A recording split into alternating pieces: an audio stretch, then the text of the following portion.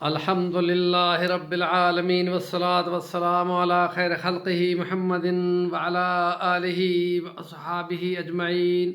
أما بعد، فأعوذ بالله من الشيطان الرجيم. بسم الله الرحمن الرحيم. ألا إن أولياء الله لا خوف عليهم ولا هم يحزنون. سورة یونس. صدق اللہ العظیم. رب اشرح لی صدری ویسر لی امری واحلل عقدۃ من لسانی یفقہوا قولی. اللہ پاک کے راہ پہ لگانے والے نیک لوگ اگر ولی ہوں تو ان کی کرامات ہوتی ہیں، اور اگر وہ اللہ کی نامزد کیے ہوئے پیغمبر ہوں 1,24,000 ان کے ساتھ علیہ السلام بولا جاتا ہے، اور ان کے ہاتھ سے خدا معجزے کرتا ہے، میریکل پیش آتے ہیں ان سے، اور اس کے علاوہ جو ولی ہوتے ہیں ان سے کرامات ہوتی ہیں۔ آج ہم آپ کے سامنے ایک اللہ کے کامل ولی کا تذکرہ کرتے ہیں کہ جو ریشمی رومال تحریک کے بڑے رو رواں تھے، اور وہ انگریزی سوٹ بوٹ کا لباس پہن کر مجاہدین میں اس دور کا، جب 1 روپے کی گندم کی بوری ہوتی تھی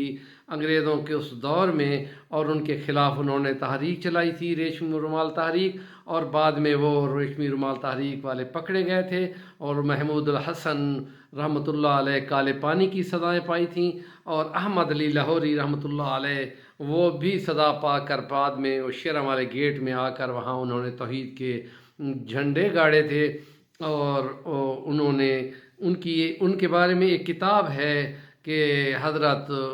احمد علی لاہوری رحمۃ اللہ علیہ کے حیران کن واقعات، اس میں سے ایک واقعہ، بہت سارے واقعات ہیں، اور ان کی نسبت حضرت حسین علی الوانی رحمۃ اللہ علیہ کے ساتھ بھی ہے۔ وہ ان کے بڑے عقیدت مند تھے، اور اپنے ہر سال کے جلسے میں حضرت حسین علی کے پاس آ کر حضرت مجدد مؤلف یہ تفسیر ہے بلغت الحیران فی ربط آیات الفرقان، اس کے پاس آ کر ان کو کہتے تھے کہ آپ نے ضرور شامل ہونا ہے، اور پھر وہ پنجابی وہاں تقریر کیا کرتے تھے، تو وہ کہا کرتے تھے کہ یہ میں ان کو بلاتا ہوں علماء کے لیے، اور عوام کے لیے ڈھیر علماء بیٹھے ہوئے ہیں، آپ لوگ ان کو سنو۔ تو یہ وہاں بیان کرتے ہیں کہ سرگودا کا ایک بڑا زمیندار اپنے باغ میں سے کنوؤں کا ایک ٹوکرا بھر کر لے گیا حضرت احمد علی رحمۃ اللہ علیہ کے گھر میں، اور وہ گھر اس وقت موجود نہیں تھے، تو انہوں نے کہا کہ یہ میں سرگودا سے اپنے باغ سے خود اپنے ہاتھوں سے توڑ کے لایا ہوں، یہ آپ رکھ لیں، میں ادھر ساتھ مسجد میں انتظار کر رہا ہوں۔ حضرت بعد میں کہیں سے تشریف لائے، اور پھر سیدھا ان کی طرف آئے، اور وہ آتے ہی ان کو کہتے ہیں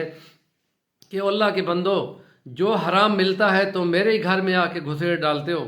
کہ، تو یہ انہوں نے کہا حضرت میں اپنے باغ سے اپنے ہاتھوں سے محنت محبت سے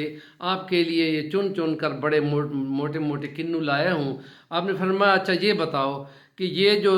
اپنے تمہارے باغوں کا پانی ہے، یہ تم نے سارا پانی تو چوری کا لگایا ہے یا کسی اوروں کا حصہ لگا ہوا ہے؟ یہ خود مالٹے بول رہے ہیں کہ ان سے بدبو آ رہی ہے، اور تو یہ جو حرام کا مال ہے تم میرے گھر میں لاتے ہو۔ یہ ان کی خاص کرامت تھی کہ جو ان کے ہاتھ سے جو چیز آتی تھی اس کی روحانیت ان کو سنگھا جاتی تھی، خوشبو آتی تھی تو وہ سمجھ جاتے تھے، اور اگر خوشبو نہیں آتی تھی یا ذکر اللہ کا ان کے پاس سے نہیں ہو رہا ہوتا تھا تو یہ سمجھ لیتے تھے کہ اس میں حرام کی ملاوٹ ہے، اس کو وہ نہیں کھایا کرتے تھے۔ اور جب کبھی بھی وہ کہیں تقریر کرنے کے لیے تشریف لے جاتے تو ان کا یہ معمول تھا کہ وہ پہلے کہہ دیتے تھے کہ میں نے تم سے پیسے کو نہیں لینے، جو تقریر کروں گا اس کے لیے خرچہ مرچہ کوئی نہیں ہوگا، اور دوسرا میں نے تمہارا کھانا بھی کوئی نہیں کھانا، اور اپنے گھر سے آدھی روٹی یا ایک روٹی اس پر تھوڑی سی دال لے کے چلے جاتے، اور پھر میں اسی میں سے کھاتے، لوگوں کا مال نہ کھاتے کہ مبادا وہ حرام ہوگا تو اس حرام کے کھانے سے روحانیت اور تجلی جو رب کی پہچان کی ہوتی ہے وہ نہیں رہتی، تو اس لیے وہ کسی کا کھانا نہیں کھایا کرتے تھے۔ امام شافعی کی طرح کو کتنے دن وہ بھوکے رہے تھے، اور جب اپنے استاد محترم امام مالک کے گھر میں آئے تو ان کے گھر کا پکا ہوا سارا کھانا کھا گئے تھے۔ ان کی بیٹیوں نے جب حیران ہو کے پوچھا تو یہ آپ کا کمال کا مرید ہے کہ اس نے ساری رات ایک تو نفل نہیں پڑے، لوٹا پانی کا بھرا رہا، اور دوسرا یہ کہ سارا کھانا کھا گئے، لقمہ بھی نہیں چھوڑا۔